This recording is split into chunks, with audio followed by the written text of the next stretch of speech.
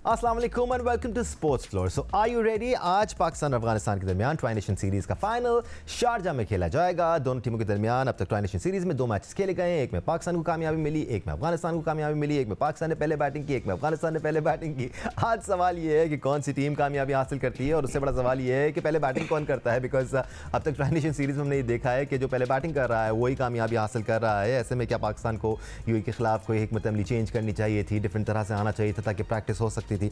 Having said that, Pakistan की batting lineup को, bowling lineup को हमने काफ़ी एनालाइज़ किया और मुख्तलिफ ज़ावियों से हमने ये जांचने की कोशिश की कि पाकिस्तान का बेहतरीन 11 क्या हो सकता है। लेट्स नॉट फॉरगेट कि कभी इम्कान है आज जो प्लेइंग 11 खेलेगी वही प्लेइंग 11 शायद एशिया कप में हमें नजर आए, because Pakistan would want to put the best foot forward. आज एक्सपर्ट बनने के लिए इस वक्त हमारे साथ मौजूद हैं पाकिस्तान के साबिक कप्तान और टेस्ट क्रिकेटर राशिद लतीफ़ साहब। राशिद भाई, thank you so much for joining us. As always जब आप स्टूडियो में हमारे साथ होते हैं तो अलग ही किस्म का मज़ा आता है। तो आज ज़रा कैजुअली हम डिस्कस करते हैं पाकिस्तान और अफगानिस्तान के इस फाइनल को। पहले अगर आपकी इजाज़त हो तो अफगानिस्तान को डिस्कस करते हैं, बिकॉज ऐसा लगता है despite them proving themselves over and over again, Rashid भाई, रिसेंट टाइम्स में पिछले 3-4 सालों में बहुत इवॉल्व हुई है अफगानिस्तान की टीम। एक टाइम था कि सिर्फ उनके बॉलर्स उनको मैचेस जितवा देते हैं, अब उनकी बैटिंग लाइनअप में भी एबिलिटी है कि वो उनको मैचेस जितवा सकते हैं। तो एटलीस्ट लाइटली लेना अफगानिस्तान को नाइंसाफ़ी होगी। जी, अफगानिस्तान लास्ट 2-3 ईयर से काफ़ी परफॉर्म कर रही है, बैटिंग में भी करना शुरू हो गई है। पहले T20 की हद तक बहुत अच्छा खेलते आए हैं, लेकिन 2023 का वर्ल्ड कप हमने देखा होगा, उसमें सबको टफ टाइम दिया और पाकिस्तान को हराया भी था। और चेन्नई में शायद वो मैच था, वो मैच मतलब उसके अलावा इंग्लैंड को भी और दूसरी टीम को भी उन्होंने टफ टाइम दिया और जीते। तो वहाँ से होप हो गई इनको अपनी बोर्ड के अंदर कि हमारी टीम ऐसी है कि मज़ीद बेहतर करें टेस्ट क्रिकेट में और ODI में या T20 में, तो हम कम्पीट कर सकते हैं, और वो करते हुए आ रहे हैं। ऐसा नहीं है कि वो नहीं कर रहे, अपने जो भी लेवल की मेयार की क्रिकेट होती है उसमें वो अच्छा परफॉर्म करते हुए आए हैं। इस टूर्नामेंट में ये फाइनल जो है, दोनों टीम जो भी जीतेगा उसको बहुत बड़ा एडवांटेज होगा। एशिया कप जीत के जा रहा है वो, मतलब कि ट्राई नेशन वो जीत के एशिया कप में जा रहा है। रिदम उनका साथ है। अफगानिस्तान के ग्रुप में बांग्लादेश है, श्रीलंका है, उनको थोड़ा सा होगा कि जीतना चाहेंगे और वो सेमीफाइनल में क्वालिफाई करना चाहेंगे या नेक्स्ट राउंड में जाना चाहेंगे। यहाँ पे पाकिस्तान का भी यही है कि वो जीतना चाहेंगे और उसका भी ग्रुप आसान नहीं है। हमने भी एक जो था ना कि UAE का झांका खोल दिया है जी, वो हमें 4, 5, 6 बैट्समैन ऐसे लग रहे हैं जो कि कुल्हाड़ी लेके घूम रहे हैं कि कहीं मौका मिला पेड़ काटने का तो वो काट सकते हैं। एनीवे, अफगानिस्तान की बात हो रही है। अफगानिस्तान ने इम्प्रूवमेंट बहुत ज़्यादा की है, अपने स्पिन जो उनका बहुत अच्छा था उसको मज़ीद बेहतर किया है। नूर स्पेशली स्पिनर हो गए, सेकंड बेस्ट बॉलर वो उनके पास मौजूद हैं, और साथ में दूसरे बॉलर नबी एक्सपीरियंस है उनके पास बहुत ज़्यादा। अल्लाह मोहम्मद भी हैं, बीच में खिलाया लेकिन सक्सेसफुल नहीं रहे। तो वो अपना ये जो नेटवर्क है स्पिनर्स का वो बढ़ाते चले जा रहे हैं। जहाँ पे बैटिंग की बात करते हैं, थोड़ा सा लेट डाउन किया उमर ज़ई ने, बहुत अच्छी बैटिंग नहीं की। करीम थोड़ी सी बॉल खेलने के लिए आते हैं, वो नबी और नीचे चले गए। एज फैक्टर बहुत ज़्यादा है, इनको मज़ीद बेहतर बैट्समैन ढूंढने पड़ेंगे। राशिद भाई, व्हाट अमेजेस मी, आप देखें ना उनके भी जो जैसे बैट्समैन हैं, सिद्दीकुल्ला अटल हैं या दरवेश रसूली हैं, इनको भी सर 10-10, 12-12 मैचेस हुए हैं। अभी तो बिल्कुल भी नहीं है। दरवेश है, वो बड़ा पावरफुल प्लेयर लग रहा है। दरवेश है, इवन अटल, दोनों बड़े इंप्रेसिव। सिद्दीकुल्ला भी अच्छे हैं, और फिर गुरबाज अभी रन नहीं किए उन्होंने लास्ट मैच में, 38 बॉल पे उन्होंने गेम चेंजर है वो उनके पास मौजूद हैं। और इब्राहिम है। तो 4-5 बैट्समैन अगर अच्छा परफॉर्म कर रहे हैं, 150 अगर करते हैं, 160 अगर पहले बैटिंग आती है, तो अफगानिस्तान की बॉलिंग ऐसी है कि वो उसको रोक सकते हैं, और रोका भी है उन्होंने पास में। तो अच्छा मुकाबला होगा मेरे ख्याल से। फाइनल में बहुत बड़ा टोटल नहीं होना चाहिए चेजिंग के लिहाज से, मैं सोच रहा हूँ, क्योंकि जो भी टीम है चेज नहीं कर पा रही। दुबई में डिफरेंट पिचेस होंगी, शायद वहाँ पे चेज हो जाए चीज़ें, लेकिन ये कि आज से मैच देखना है, दोनों टीम जो भी जीतती है वो एक एडवांटेज लेके जाएगी एशिया कप में। आपको लगता है टॉस डिसाइडिंग फैक्टर होगा? Because what we have seen, cricket का मेयार नीचे आया, जिसकी वजह से हम टॉस के ऊपर मैच खेल रहे हैं। अगर जो अच्छा बैट्समैन जो बिल्ड करता है, नहीं मोस्टली पावर हिटर हैं हर जगह। हम लोग ने पावर हिटिंग की स्ट्राइक फोर्स बनाई, छक्के मारने की कोशिश की हमने। हमारा लिस्ट में एक प्लेयर भी नहीं है, तो या तो छक्के मार रहे हैं या चौके मार रहे हैं। 6 छक्के शायद मारे उसने, हारिस ने या उसने हसन नवाज ने लगाए में, अदरवाइज़ इतने ज़्यादा है नहीं। तो ग्राफ करके इनिंग खेलें, अपनी अच्छी इनिंग खेलें, बिल्ड करें, तो ज़रूरी नहीं है कि सिर्फ छक्कों ही से आप मैच जीत सकते हो, आप वैसे भी मैच जीत सकते हो। ये बात मुझे भी इतनी ज़्यादा समझ में नहीं आती राशिद भाई कि हमने बहुत ज़्यादा पावर हिटर्स पर फोकस करना शुरू कर दिया। आप अफगान टीम की बैटिंग लाइनअप को भी देख लें तो पक्के खेलने वाले प्लेयर हैं, सिर्फ स्लॉगर्स नहीं है या पावर हिटर्स नहीं है, वो प्रॉपर क्रिकेट खेलने वाले लड़के हैं। डिसएडवांटेज जो हमें है ना, हमने बहुत सारे कोचेज़ चेंज किए लास्ट 1.5 ईयर्स में। उनके पास जॉनथन ट्रॉट है, वो एक लगा हुआ है, वो उसी के अंदर वो अपना असिस्टेंट चेंज कर लेता है, देखता है कि कहाँ पे किस तरह से हम मैनेज करना है। टीम उसके पास वही है, तो वो कोशिश करता है कि सबको मौके दिए जाएं और बेहतर तरीके से इनको और बड़े टूर्नामेंट में लेके जाए। लास्ट मैच अगर हमने देखा है उसमें 6 चेंजेस किए उन्होंने, हमारे नहीं होती चेंजेस, वो हार भी जाते हैं, उनको वो फिक्र नहीं थी, लेकिन उन्होंने चेंजेस की कि सबको मौका दें। हो सकता है किसी को हमें चांस देना पड़ जाए फाइनल में या एशिया कप में, तो आप लोग खिलाएंगे ना।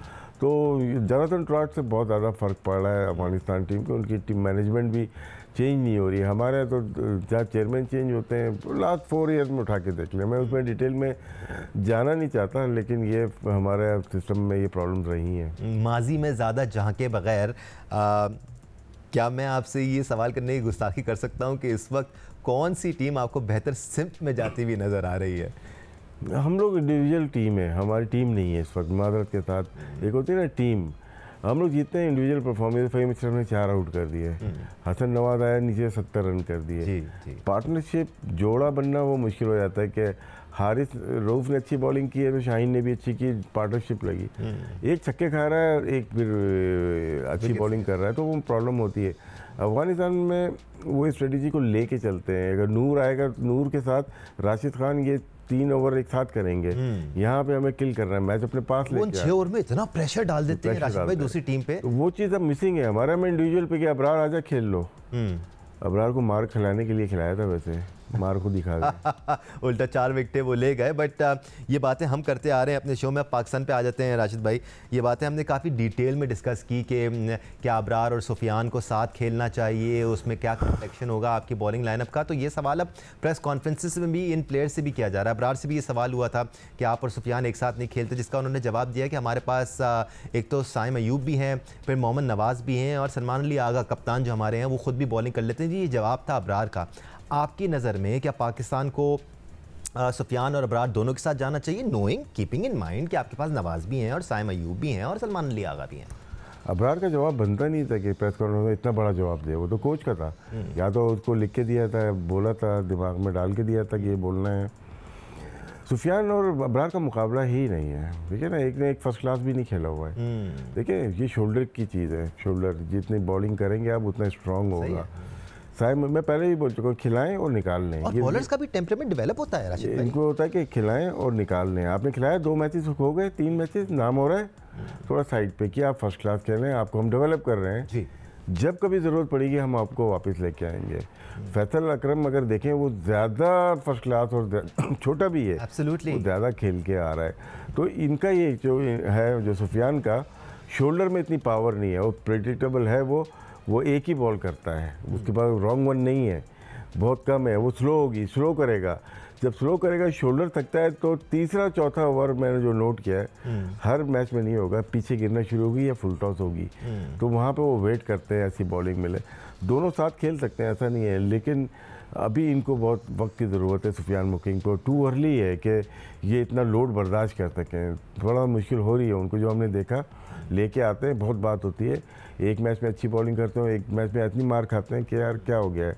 शोल्डर का इशू है, उनको अभी फर्स्ट क्लास खेलनी चाहिए, बहुत जल्दी उनको बहुत बड़ा रुतबा दे दिया गया है। यहाँ पर ये सवाल भी बनता है कि सुफियान मुकीम को जिस तरह इस्तेमाल किया गया, आप देखें अगर वो मिड ओवर से बॉलिंग करते हैं 7 से 15वें ओवर तक तो उनका इकोनॉमी डिफरेंट होता है, और फिर जब 15वें ओवर के बाद उनको लाया जाता है, जो कि रेगुलरली हमने देखा है उनको 16वां 17वां इवन 18वां ओवर करते हुए, is that the right move, ख़ासतौर पर जब हम एक यंगस्टर की बात करते हैं? हाँ, उसके सीखने के लिए अच्छा है ना, उसको अगर सिखा रहे हैं आप कि इस तरह बांधना है, यहाँ पे बॉलिंग करनी है। देखिए उनके शोल्डर की वजह से पेस नहीं है उनके पास, जो एयर में तेज़ बॉलिंग करते हैं जैसे नूर करता है, वो अपने विल पे बॉल को फेंकता है, जब मर्जी फ्लाइट करता है, लेफ्ट हैंडर को बाहर निकाल लेता है और लेफ्ट हैंडर को वो अंदर भी लेके आता है, रॉन्ग रन करता है वो, लेकिन पेस वेरी करता है। इनकी पेस स्लो है, स्लो पेस होगी तो स्लो ब्रेक होगी, तो मैनेज हो जाती है, स्लो ब्रेक मैनेज हो जाती है, थोड़ा बैक फुट पर जाके या फ्रंट फुट पर खेल लेंगे। तो ये अभी नए नए आए हैं इसलिए लोग ज़्यादा अभी समझे नहीं है, लेकिन गौर से अगर देखेंगे 90% वो बॉल को अंदर की तरफ लेके आते हैं। आपके पास जैसे कुलदीप यादव का भी सेम था, वो अंदर लेके आते थे, उनकी गुगली नहीं थी। उन्होंने काम किया 2023 के वर्ल्ड कप से पहले, 8-9 महीने बाहर रहे वो टीम से, तो वो आपकी पेस जो वो किया करते थे 82-83 पे करते थे, वो 90+ पे चले गए और रॉन्ग वन शुरू किए। तो जब तक दोनों बॉल नहीं है ना, लेग ब्रेक और रॉन्ग वन नहीं है इनकी मतलब कि जो अनऑर्थोडॉक्स बॉलिंग है वो नहीं है इनके पास, तो बैट्समैन को तो पता है कि यार एक ही बॉल होगी, मैं इसको खेल सकता हूँ। बैट्समैन को रिसीव उस वक्त करते हैं एयर में जब वो रीड ना कर पाए कि बॉल अंदर आएगी या बाहर आएगी। इसी वजह से अगर देखते हैं नूर और अबरार को हम देखें, वो रीड नहीं हो पा रहे, और राशिद खान भी कभी कभार रीड नहीं होता, जिसकी वजह से वो अभी तक आउट कर रहे हैं। राशिद भाई, did we miss the trick by not bowling Salman Ali Agha, या फिर ज़रूरत ही नहीं थी? आपके पास वैसे ही पार्ट टाइम भी और प्रॉपर स्पिनर्स भी टीम में मौजूद हैं, ज़रूरत नहीं पड़ी, बट क्या थोड़ा सा मोमेंटम हासिल कर लेते, थोड़ा सा रिदम में आ जाते, ज़रूरत पड़ने पर वो भी कर सकते थे बॉलिंग? देखिए ये कॉस्ट कर जाएगा इनको ये ना आगे जाके, अभी तो नहीं, अभी तो कप्तान है, खेल रहे हैं, कभी करते हैं परफॉर्मेंस, कभी नहीं करते। ये मैं बार बार यही कह रहा हूँ, आए क्यों थे? जब टीम में लेके आया जाता तो हमें बताया जाता है कि ये खूबियाँ हैं इनकी। जी बिल्कुल, बॉलिंग इनकी खूबी थी और मैं अभी भी मानता हूँ खूबी है। इनको अच्छा कप्तान बॉलिंग करवा सकता है, क्योंकि कप्तान खुद है ये। अब मैं इसमें कुछ कमेंट नहीं करूँगा। अच्छा कप्तान को पता है कि इनको कब लेके आना है, किस बैट्समैन के खिलाफ लेके आना है। इन्होंने एक ओवर किया, ये क्यों मौका दे रहे हैं साइम अय्यूब को? मैं समझ में नहीं आ रहा। मैं कि ये ज़्यादा डिपेंड कर रहे हैं साइम पे। देखिए फिंगर स्पिनर ज़्यादा एक्यूरेट होता है, जब साइम को मारने पे आते हैं तो छक्के रुकते ही नहीं है उनको।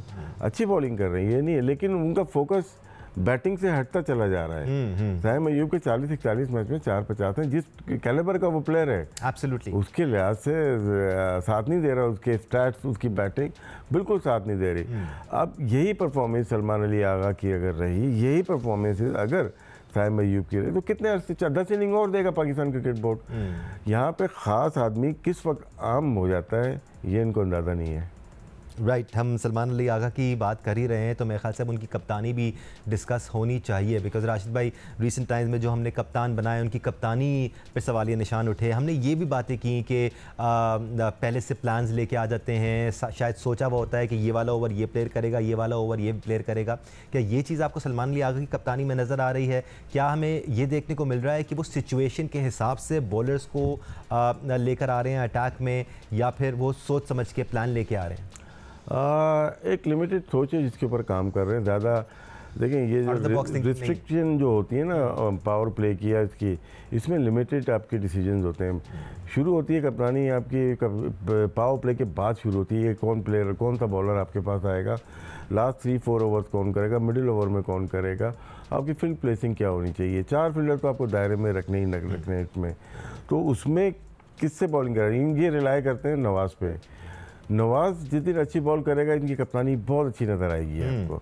3-4 ओवर उनसे करवाते हैं बीच में, 10 ओवर तक फिनिश किया, वहाँ पे हम जीतने की पोजीशन में आए थे। वहाँ पे कप्तानी, इनके टैक्टिक्स, इनकी जो अप्लाई करते हैं अपने आप को, बहुत अच्छा करते हैं।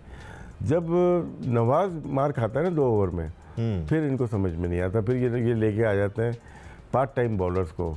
पार्ट टाइम बॉलर्स को जब लेके आएंगे, जब सिद्दीकुल्ला बैटिंग कर रहा था, इब्राहिम, हमने आउट ही नहीं किए, फिर ना 123 पे जाके आउट हुआ, सेटल होने का मौका। सेटल जब पार्ट टाइम और दूसरा जी बॉलर बॉल कर रहा है, अबरार नहीं खेल रहा है, और दूसरा बॉलर बॉल कर रहा है, वो तो अपनी डॉट बॉल के लिए कर रहा है। जब माइक हसन का मैं अभी बयान पढ़ा था, हो सकता है सही हो गलत, तो उन्होंने कहा कि मेरे आने के बाद पाकिस्तान टीम की परफॉर्मेंस अच्छी हुई है, तो उनको ये बयान देते हुए बिल्कुल भी शर्म नहीं आई होगी कि पाकिस्तान टीम की परफॉर्मेंस अच्छी हुई है। मैं बात उसको रखी हुई भी, मैंने रख लेता हूँ ऐसी चीज़ें, आगे शागिर्द हूँ फिकू भाई का तो उनके ऊपर डिपेंड करता है। कप्तानी ठीक है, लेकिन जो जितनी प्लेइंग 11 लग रही है, प्लेइंग 11 है या जो प्लान कर रहे हैं, उसमें एक ही बचत है कि पाकिस्तान आज फाइनल जीते, क्योंकि इसमें भी अगर फाइनल नहीं जीतते हम यहाँ पे, फिर हम जा रहे हैं अंडर प्रेशर खेलेंगे, हम एशिया कप खेलेंगे, उसमें इंडिया से भी मैच है, तो यू नेवर नो, जीतना चाहिए हमें, मतलब कि T20 है, इंडिया हो या कोई भी टीम है, पाकिस्तान को जीतना चाहिए। लेकिन मैं फोकस हूँ आज के मैच पे, पाकिस्तान को जीतना ज़रूरी है। पाकिस्तान के लिए जीतना ज़रूरी है और बेशक पाकिस्तान के लिए जीता है तो रिदम पाकिस्तान के पास आएगा, लेकिन the Afghan team is not going to make it easy for Pakistan. Strong, their batting lineup is strong, their bowling lineup is strong and they're a good unit, they play as a unit. और आज challenge होगा पाकिस्तान के लिए। एक break ले लेते हैं, break से वापस आएंगे तो ज़रा ट्राई नेशन सीरीज़ के पॉजिटिव से बात करेंगे। हमारे साथ रहेगा।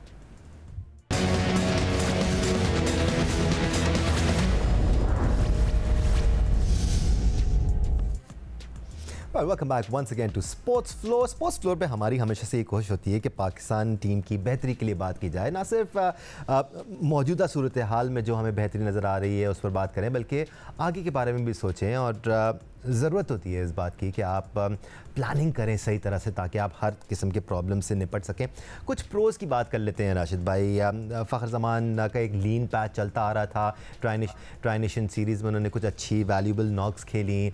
मोहम्मद नवाज़ के इर्द गिर्द बहुत प्रेशर डेवलप था कि उनकी वापसी क्यों हुई है, सवाल हमने भी उठाए, लोगों ने भी बात की।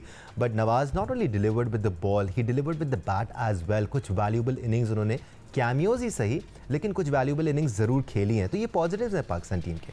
नहीं, नवाज़ ने बड़ा अच्छा परफॉर्म किया है, लग नहीं रहा था, क्योंकि हम सिर्फ पाकिस्तान की टीम को नहीं देख रहे, जो खेलते हुए आ रहे हैं। कराची किंग्स में ये प्लेटिनियम में थे लास्ट ईयर शायद थे, और इस साल वो इस्लामाबाद यूनाइटेड में सिल्वर में चले गए, तो कितना बड़ा डिक्लाइन आया उनके करियर में। और आता है, ऐसा नहीं है, लेकिन उनकी क्रिकेट एबिलिटी पे शक नहीं था।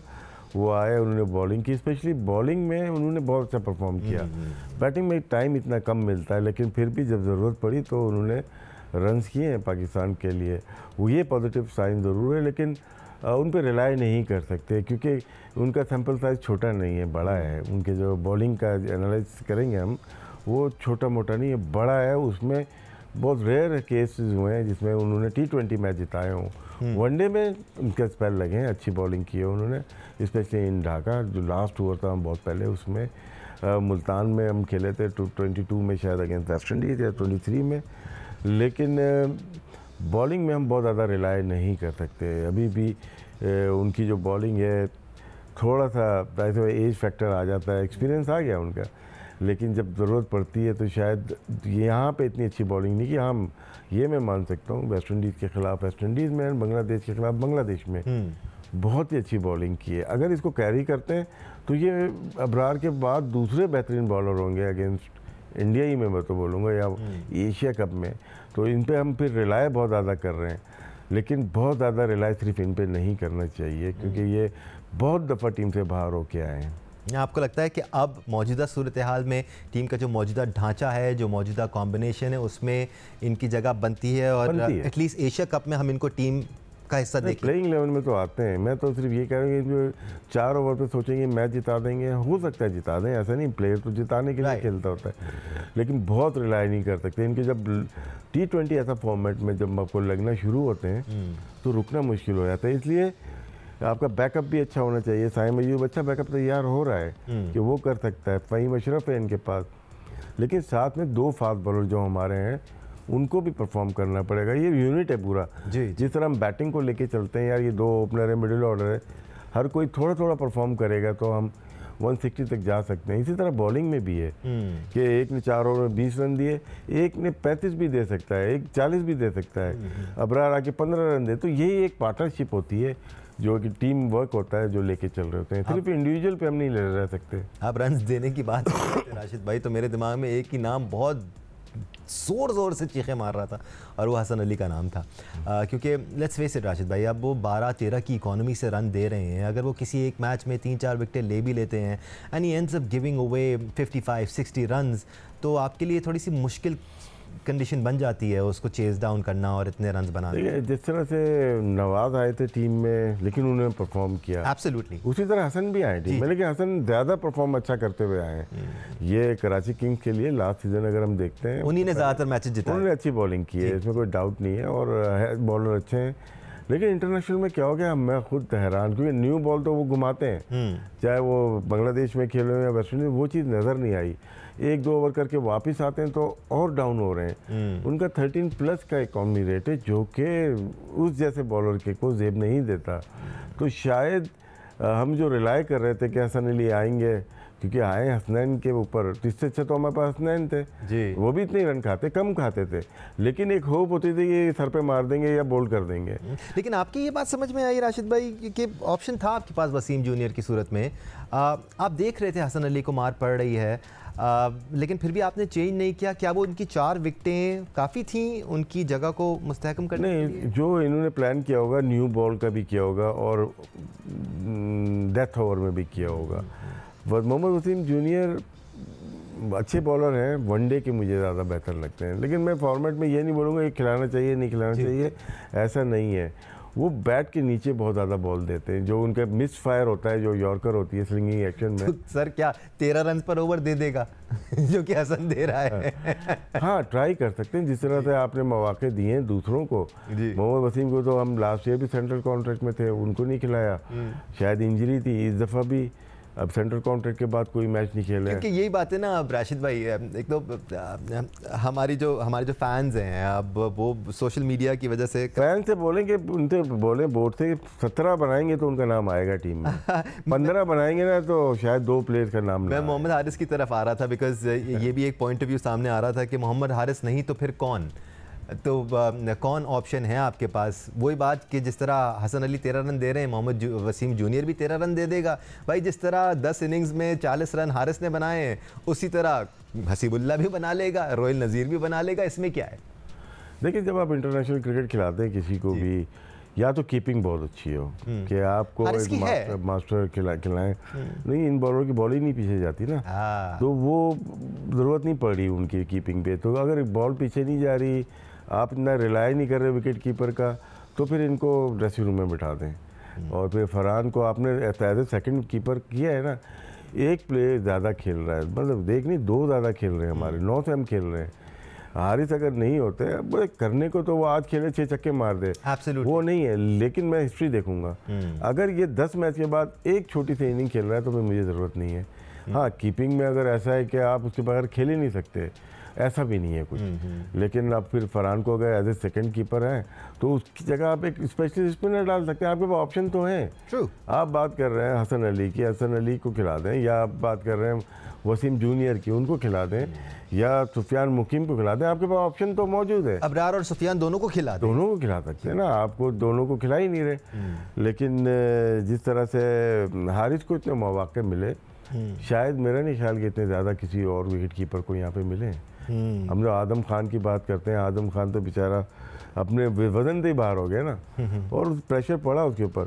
अगर आदम की जगह, अगर रिजवान की जगह हमें यही देखना था, तो इससे अच्छा पाकिस्तान बगैर विकेट कीपर के ही खेल ले। एब्सोल्युटली। और फिर रिजवान रन्स भी कर रहे थे, और स्ट्राइक रेट में भी फिलहाल रिसेंट टाइम्स अगर 10 मैचेस को देख लें तो स्ट्राइक रेट में भी कोई इतना ज़्यादा फर्क नहीं है।